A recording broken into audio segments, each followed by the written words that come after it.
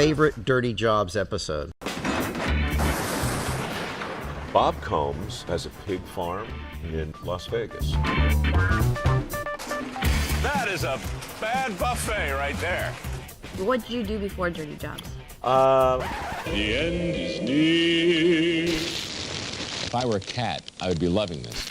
Whose cat is that? There was no shame in vomiting on Dirty Jobs. Get ready. Get ready. Get ready.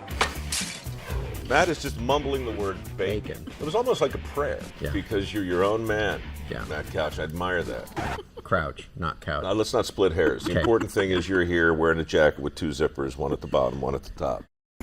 Somebody's got to do it. In the very first episode that you'll see on December 2nd, around 9 o'clock, I believe, right after Huckabee here on TVN. In The Last Supper, Da Vinci's Last Supper, I'm Bartholomew. See if I can't meet Jesus. One of my mom and dad's favorite scriptures. God has chosen the foolish to confound the wise. Here we are. Here I am. The lesson from Dirty Jobs and the lesson from Somebody's Got to Do It is there is joy wherever you decide there is joy. So I'm thrilled to be here. I'm grateful to be here, and I hope I don't annoy too many of your viewers. I aim very low, so Laurie. excited. I'm so thrilled to annoy as few of your viewers as I can. We welcome you to our nation's capital. With us today for the entire hour, the dirtiest man on television, Mike Rowe. I'm going to be here a whole hour? You are. Ay, ay, ay. All right, well, thank you for having me. Mike Really a Rowe, pleasure. I'm going to try my hardest not to fanboy the entire show. Don't make it weird, Matt. But Honestly. my boys and I have watched virtually every episode of Dirty Jobs on the Discovery Channel. Yeah. And you are a hardworking guy, and we're going to ultimately get to a point here. But let's start with a little bit of fun. Your favorite Dirty Jobs episode? Wait a minute. Let me start by apologizing. Laurie, Yes. you stood there for years as your husband and your sons watched me Yes, crawl I through did. sewers and make poop jokes. Yes, Yes. I did. So I'm Apologies. gonna sit here and try not to laugh through this whole interview. she's going to sit and Okay. giggle the whole show. 'Cause So I'm gonna remember all those things that they all died laughing over. Fine. So I'm sorry. My favorite or the worst? The worst. let's do both. Let's do the worst. They're really kind of interchangeable. Okay. Because, the thing about Dirty Jobs was we had a ball. That is just a truck full of vomit you got there, my friend. Bob, I'm glad I didn't wear my fancy boots. We had an absolute blast. And the question I'm probably asked most often is, why was everybody having so much fun? And the answer is a 300-page book I can't get around to finishing. But part of it was the fact that there was no real distinction between horrible and wonderful, This is the dirtiest truck on the face of the earth. shocking and predictable, You're like a mad scientist, Bob. Waste not, want not. blue collar, white collar, all that stuff got smeared together into a really joyful, hot mess of exploration. And so, while there were many jobs where at the end of the day we just kind of looked at each other and shook our heads and said, wow, cross that off the list forever. We never had a bad time.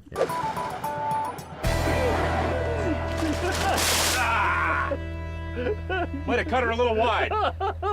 We always learned something. Bob, I believe we got some sort of backup here. And the lessons from the dirt, as you might imagine, are endless. I'm still learning them. Wow. Favorite episode? Most memorable? Well, look, I mean, Dirty Jobs is not really about the dirt or the job. I mean, on the surface it was, but it was really about the people. Yeah. So what you're really asking me are my favorite people Yeah. and my most memorable encounters with the species. And there's so many, but Bob Combs is a guy who has a pig farm in northern Las Vegas. He's off his back. They're eating like pigs. And he's had it for a long, long time. And when I met him, he drove me around the town in a truck from the First World War. And we picked up the uneaten scraps of food from Vegas casinos. And then we took that uneaten food back to his pig farm. and put it up a series of Rube Goldberg type conveyor belts that he made from parts cobbled together from nearby junkyards. This giant cooker in his backyard that reduced all of that uneaten tourist food into a bouillabaisse, an unholy, foul-smelling bouillabaisse, which he fed his pigs. Now, when pigs eat people food, they grow twice as fast. So the reason I'm telling you the story is that Bob Combs is a conservationist. He's an environmentalist in a way that nobody credits him for. Wow. He's cleaning up the uneaten food in Vegas. Wow. He's getting his pigs to market twice as fast as a normal farmer would. Now, does it smell good? No, it doesn't. It does not smell good. And his neighbors have been horrified for many years. But Bob is there. Bob is there feeding the country, cleaning up the town he calls home, working for his pigs, serving his fellow man. And he is just a wonderful, salt-of-the-earth guy from whom we could all learn a great deal. What did you do before Dirty Jobs?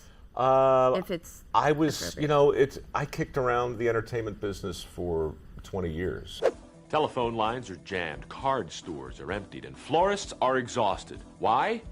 It's Mother's Day, of course. This just goes to show that we all have at least one thing in common: a special love for our mothers. With Geo Safari, from the top of a circus elephant to a national toy test to meet a woman whose job is to actually evaluate toys. I was a freelancer. I worked for most every cable network and most of the broadcast networks, impersonating Voiceover? a host. Okay. A lot of voiceover. If there was a wildebeest trying to get across the barren reaches of the vast Serengeti, I was probably telling you about it. Okay. I met a traveler from an antique land who said, "Two vast and trunkless legs of stone stand in the desert. Near them, on the sand, half sunk, a shattered visage lies, whose frown and wrinkled lip and sneer of cold command tell that its sculptor well those passions read which yet survive." I did whatever I could do in the industry that satisfied my curiosity. And way leads on to way, and the next thing you know, you're crawling through a sewer. You know, that show was a love letter to my grandfather. Aww. Actually. Yeah. Explain. So my pop built the house I was born in without a blueprint. Goodness. That guy. Only went to the 7th grade, but he was an electrician by trade, and every bit of plumber, steam fitter, pipe fitter, welder, mechanic. He had the chip, right? Yeah. He could take this watch apart and blindfolded put it back together. Wow. Didn't matter. The handy gene is recessive, tragically. Went right over my head. I got some of it, but not nearly enough to follow in his footsteps, which I always wanted to do. My mom called me when I was working for CBS. I was 42 years old at the time. I was sitting there in my cubicle. She said, "Michael, your grandfather, he's 92. He's not going to be here forever. Sure would be great if before he died, he could turn on the television and see you doing something that looked like work." Mothers. Mom. Thanks, Mom. Brutal. So, Dirty Jobs was an attempt to show real people doing real work in the way that I recalled my granddad doing that. And it also let me work as an apprentice, which are my earliest memories. If I ever, I'm inspired by the shot of the Capitol behind us, which is real, by the way. We're in Washington D.C. Our guest, all hours, Mike Rowe. I'm real too, by the way, just so we're clear. Me and the Capitol. You're real. You're here. We're here. If I ever run for president of the United States and win, if that would ever happen, I'm going to ask you to serve as the Secretary of Education. Okay. What would you do on day one as the Secretary of Education? You're going to give me all the power that comes with that office and maybe 100%, a little extra? Yes. So like It's yours. Go. Okay. We have 6.2 million jobs that are available right now as we sit here. 6.2 million. 75% of those jobs do not require a 4-year degree. Got it. They require training. They require diligence and expertise. 6.2 million vacant jobs. We have 95 million people out of the workforce, 6 million of which are looking for work. The mismatch between the available opportunities and the people who are willing to work will break your heart.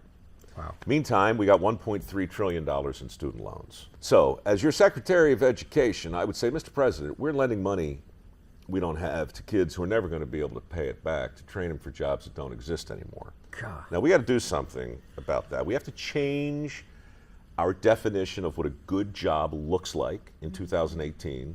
Well, actually, you would have won in 2020 at this point. Correct. Right? Okay. Yes. So that's what I would do.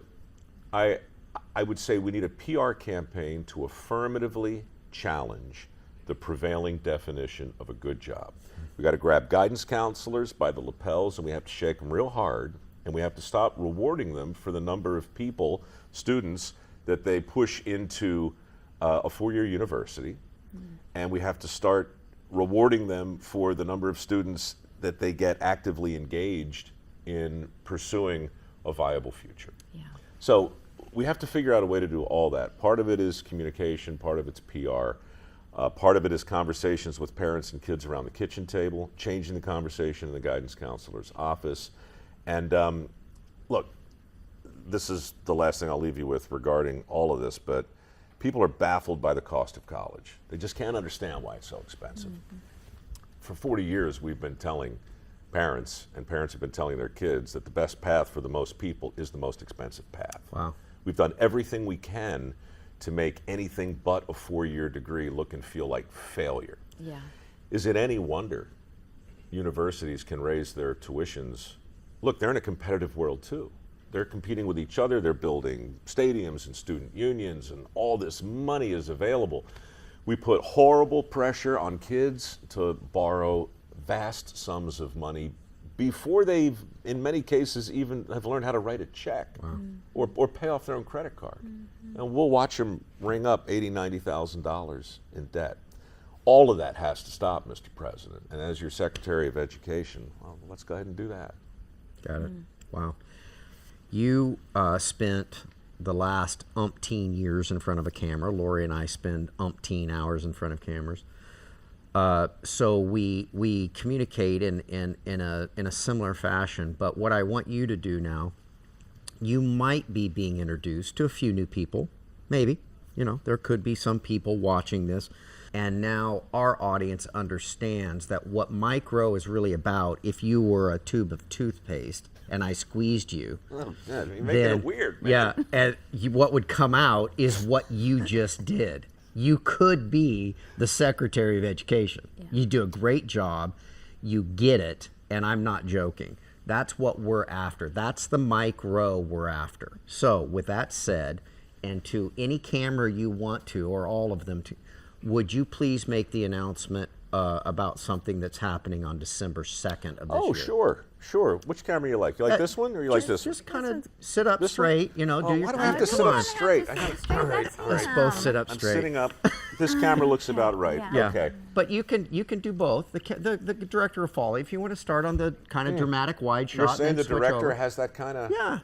So Our I guy. got a camera he's the here. best. I got Yeah. a camera here. Yeah. All right, let's start with a wide shot. Okay. And then I'm going to turn, and you'll grab me there, and then I'll lean in. And if you do a slight push in, I think we can really take the drama I like home. Dramatic. it. I like it. Come All on. right, all right, I like it. perfect, Thank you, fantastic. guys. All right, Yeah. all right, here it is then.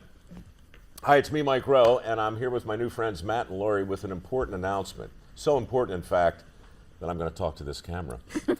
Somebody's got to do it. The show that followed, Dirty Jobs, is looking for a home. And after a brief conversation with Matt, he looked at the show, and then he looked at me, and I looked at Matt, and Laurie looked at me looking at Matt, and everybody said, well, why don't we just put that show over here? And I said, really? And Matt said, sure. Going back to the middle camera now. Yeah.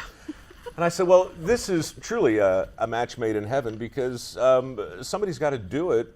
Fundamentally, is a show about people on a mission, people with a calling, people who wake up agitated because they're convinced the world can be a better place and they can help make that happen. Going back to this camera now. So the more I talked about it, the more excited these two became. And so on December 2nd of this year, the very first episode of Somebody's Got to Do It, originally filmed over 3 years ago, has been cut down into a half-hour, jam-packed version, and it's going to be seen right here on TBN. I'm pinching myself because I still can't believe it. You'll pinch yourself as well. Going back to the middle for a second. Because somebody's got to do it. By golly, it's the feel-good hit of the summer. You just wait and see. What'd you think? I'm gonna pinch you. Yes! Isn't that exciting? Mike Rowe, the idea that you're coming and bringing what you are, again, the big squeeze of the toothpaste. Super and weird, just, man. Yeah, Your mom and must be all so of that. proud now. Okay, See, so you've made it. You know, this is absolutely one of the greatest days for me. Not only do I think that you're just amazing. By the way, you know, you saw all the preparation pre-production we did for this, right? Oh, I yeah, did. Yeah, it was just super tons, impressive. right? Yeah, yeah super here's impressive. some coffee, slap Yeah. on some makeup, Yeah. sit down. Sit down. Let's Capital. do this. Let's do it. But somebody on my staff actually did write down a few things. Can I refer to the card just for a Well, moment? if it'd make your staff member feel better, by all means. I think it would. Sure. First of all, I'm going to reinforce that amazing announcement. December 2nd, 9 p.m. Eastern. Somebody's Got to Do It airs right here on Trinity Broadcasting, right after Mike Huckabee show. Yep, that's right. There it is. Do you know Mike? I know Mike. I've done a show before. Yeah. All right. Nice fella. Yeah, he is. Your transition to television occurred in 1990 when, to settle a bet, you auditioned at the QVC shopping channel. If I were a cat, I would be loving this because cats love that sound. Crinkling sound makes cats just crazy. They just love it. If you're a cat, you're entertained by things that normally wouldn't appeal to humans, and there are not many humans that would crawl into a big crinkly bag just for the fun of it. But if you're a cat, that's exactly the kind of thing you do, because there's not much else, I guess, you can really do with your time. And, you know, if you are partial to that crinkly sound, look at him. That's a cat that's having fun. Look at that cat. That cat just doesn't know what to do with himself. Every time he moves, he hears crinkling. And they just love that crinkling. We don't really have audio for this, do we? That's too bad, because you would be hearing this cat making sounds of unbridled pleasure. There's a lot of stuff of me in 1989, 1990, at 3 in the morning, sitting on QVC. A singular opportunity to not only enjoy the effects of bubbling lava, but fuse all your fingers together and create a little webbed appendage for you. Now, it does get warm. Not scalding hot, just a tad warm. The original lava lamp. Well, what do you expect? It's a lava lamp. You put lava in a lamp. We're talking about molten magma. So what I want to do is I want to kind of go back to the announcement that you just did. Mm-hmm. You know, maybe a little bit of slow motion, though, that we put into it. And, you know, like that, too. Just if you could laugh in slow motion. Laugh in slow. Yeah. Oh. There you go. Oh. There. I was like Santa Claus. That was weird. That wasn't good. Yeah, no one we'll goes, ho. edit that. No one laughs like ho, ho, ho. You know. Unless So you're Santa. basically what we'll do is we will recut your announcement that you did, put a little embellishment on it, and then it'll, and so coming out of that, ready? And go to the Mike Rowe embellished announcement. Hi, it's me, Mike Rowe, and I'm here with my new friends Matt and Laurie with an important announcement. So important, in fact, that I'm going to talk to this camera. Somebody's got to do it. Oh.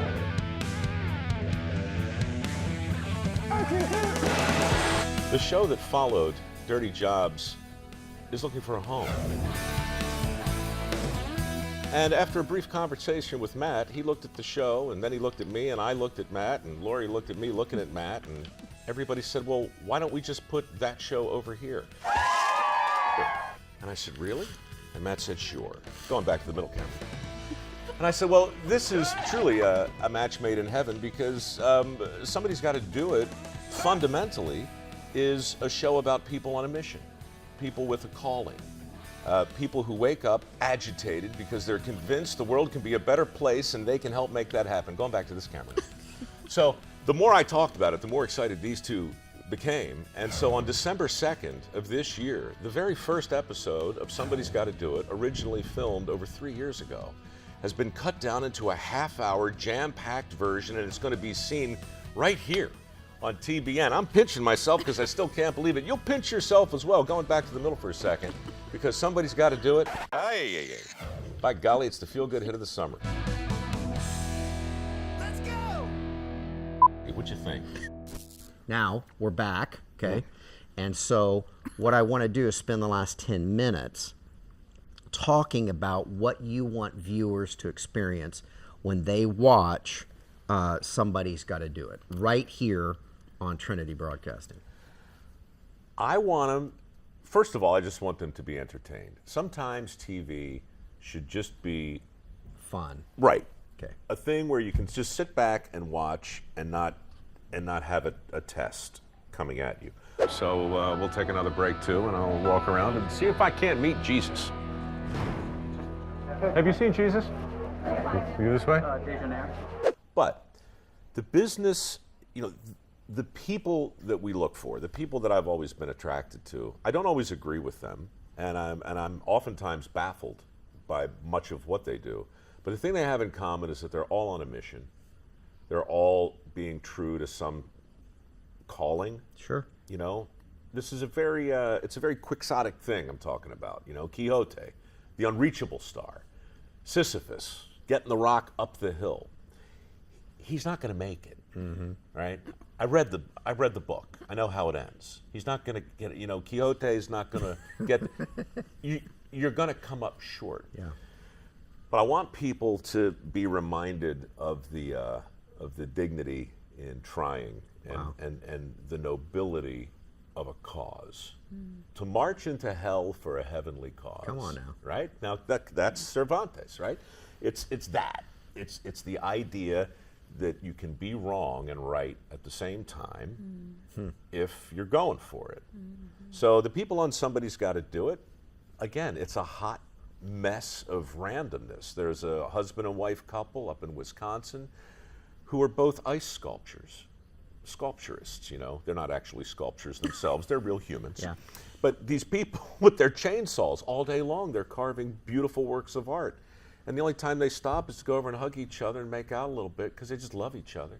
They just love each other and their chainsaws and their ice, and this is what they do. Yeah. I'm sure you guys, you should see it during the breaks in here. It's very steamy.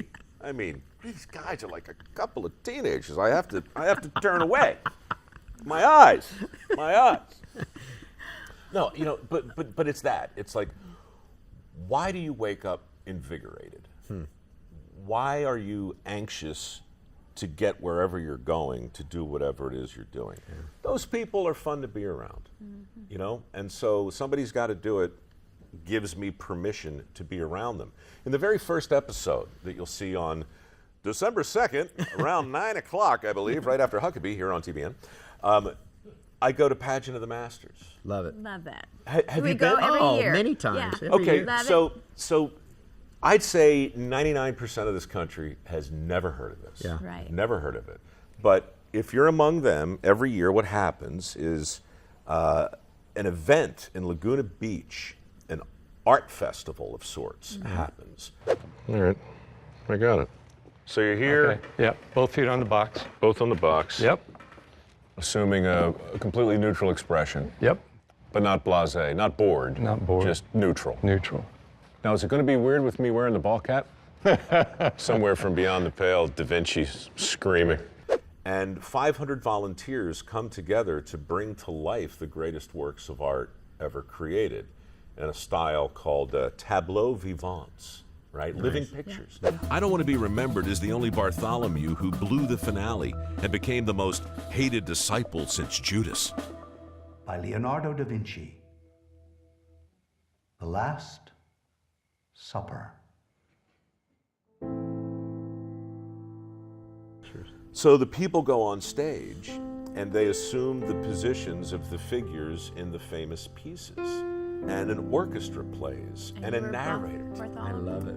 Well, in The Last Supper, Da Vinci's Last Supper, I'm Bartholomew. Bartholomew. I saw that. Yes, I'm Bartholomew. I met Jesus. That's at it. The Pageant of the Masters. I finally met Jesus. Find Jesus. I've been looking for him all my life, and there he was in Laguna Beach the whole time. It was great. We had a meal. Broke bread. Called The Last Supper. It was great. It was The Last Supper. I've read about it, but I had no idea. It was delicious. They had lobster. Who ordered the lobster? I love it. You know what they didn't eat I want lobster. people to understand. It's almost like this show, Mike, is based upon that old adage that if you love what you do, you never work a ain't day work. in your life. The lesson from Dirty Jobs and the lesson from Somebody's Got to Do It is there is joy wherever you decide there is joy. Come on now. In your calling. That's it. Yeah. So this idea that callings are somehow rooted in drudgery is fallacious. Wow. It's popular because, it's always popular to be the naysayer, But when you find truly happy people doing something that visually strikes you as miserable, then we create what the shrinks call the cognitive dissonance. Nice. And that's what's fun. When you see a septic tank worker joyful and happy in his or her work, it forces your brain to say, what do they know that I don't? That's right. And if I can get people in my modest little shows to ask themselves that question, then we have something more than a show. Then the show itself becomes a message. And honestly, not to overthink it, but look, shows are easy. Shows are formats. Spin the wheel, buy a vowel, right? Move that bus. Shows are formats. Callings are not. Missions are not. So, if I were writing my own thing and trying to look back on it and saying, what are you doing? The answer is actually really simple. I'm doing the same show over and over and over again. Sometimes it's called Dirty Jobs. Sometimes it's called Somebody's Got to Do It. Now on Facebook, it's called Returning the Favor. It's all an attempt to take my little flashlight and shine it on something I think is worth looking at. Wow. And you know what? It's basically serving others. Oh, sure. And that's where our joy comes from, is in serving. As God gives His grace, we horizontally, we share it. Can I just vertically. add my view? Your viewers, Which are now your viewers. our viewers need to see us having fun. Wow. They just need to. One of the things that absolutely dictates my own foundation is we have to make work cool again. Because if all we have are portrayals of drudgery, then work will become the proximate cause of our misery. Wow. So on Somebody's Got to Do It, I think in the third episode, we go to a place called Disaster City, and we meet a guy named Billy Parker, whose entire life was motivated by his youth pastor. He has Parkinson's disease now, but he runs a city in Texas that trains first responders. How many people do you think you've trained personally, or Disaster City has trained just in the whole area of first response? Fire schools trains 81,000 people a year on average. Have for many years. Yeah. You love what you do? Love it. Granddad said if you get a job you love, you never have to work a day in your life. Talk about a calling. Right. Wow. That guy, through the haze of Parkinson's, is there every day. He must attend, and he does. Wow. I think of somebody with somebody's got to do it, and I think of my parents. They woke up every day saying, this network's got to be built, and Partners, for 45 years, you've been doing that and assisting in making that happen. That's what I think of. That's my inner monologue. That's my reset kind of thing. When somebody says there's a calling, I think of my parents waking up every day. You have a legacy. You inherited one and you're leaving one. And you have a screen. And you have an architecture of satellites and stations. And the people that we're talking to right now, they could be watching a lot of different screens and a lot of different things. They're watching this because they know you and they trust you and they want to see what's next. So I'm thrilled to be here. I'm grateful to be here. And I hope I don't annoy too many of your viewers. That's your calling. Me too. That's my goal. I aim very low, so Laurie. excited. I'm so thrilled to annoy as few of your viewers as I I'm going to can. be watching you. December 2nd, right here on TBN. Somebody's got to do it with Mike Rowe. We'll see you next time. Bye-bye. Thank you.